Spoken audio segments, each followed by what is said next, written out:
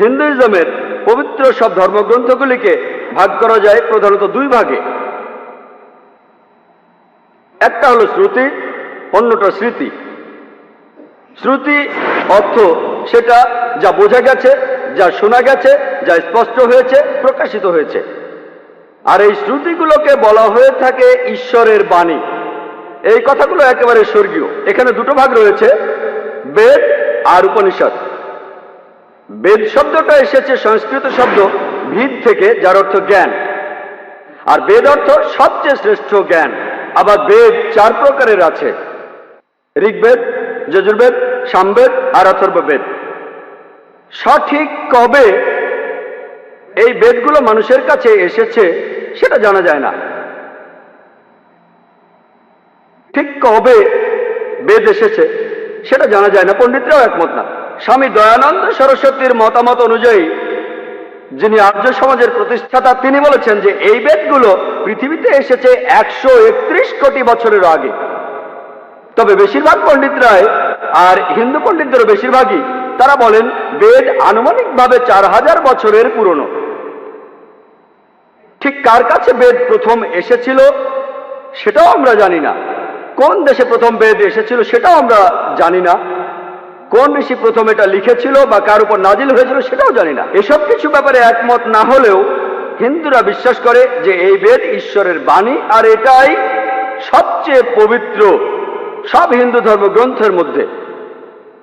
এরপরে গুরুত্বপূর্ণ হলো উপনিষদ। প্রায় 200রও বেশি উপনিষদ রয়েছে। ইন্ডিয়ানরা বলে উপনিষদের সংখ্যা 108টি। আর এগুলোর মধ্যে প্রধান হলো, কেউ বলে 10টি, কেউ বলে 12টি। আর রাধাকৃষ্ণন 18টি উপনিষদকে বলেছেন প্রধান উপনিষদ, তার বইতেও লিখেছেন। আর অন্য ধরনের পবিত্র গ্রন্থগুলো, এগুলো হলো স্মৃতি। স্মৃতি অর্থ যেটা স্মরণ করা যায়, অর্থাৎ মেমোরি।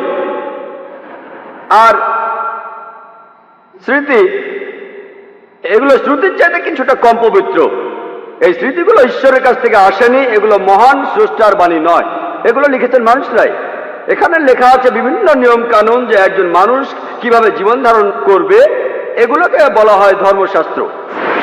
স্মৃতিগুলোর মধ্যে রয়েছে ইতিহাস। সেই অসাধারণ মহাকাব্য দুটির কথা বেশিরভাগ ইন্ডিয়ানই জানেন।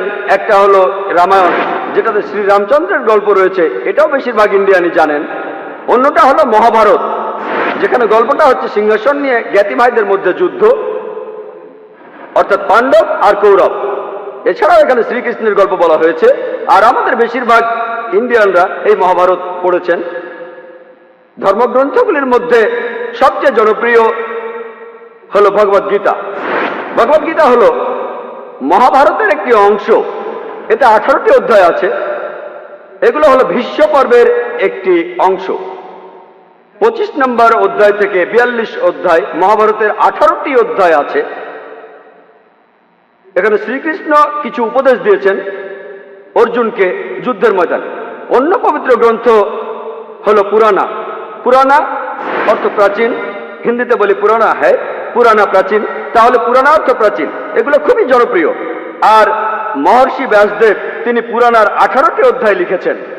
এখানে ঈশ্বর আর দেবতাদের নিয়ে গল্প রয়েছে, কিভাবে বিশ্বজগৎ সৃষ্টি হয়েছে সে কথাও বলা হয়েছে। পুরাণাগুলির মধ্যে প্রধান একটা হলো ভবিষ্য পুরাণা, ভবিষ্যতের কথা বলা হয়েছে। এছাড়াও অনেক ধর্মগ্রন্থ রয়েছে, যেমন মনুস্মৃতি, মনুরাহীন। এছাড়াও অনেক ধর্মগ্রন্থ, তবে সবগুলোর মধ্যে সবচেয়ে পবিত্র হিন্দু ধর্মগ্রন্থ সেটা হলো বেদ। যদি কোনো কথা বেদের সাথে না মেলে তাহলে বেদকেই মানতে হবে, বেদ সবচেয়ে উপরে।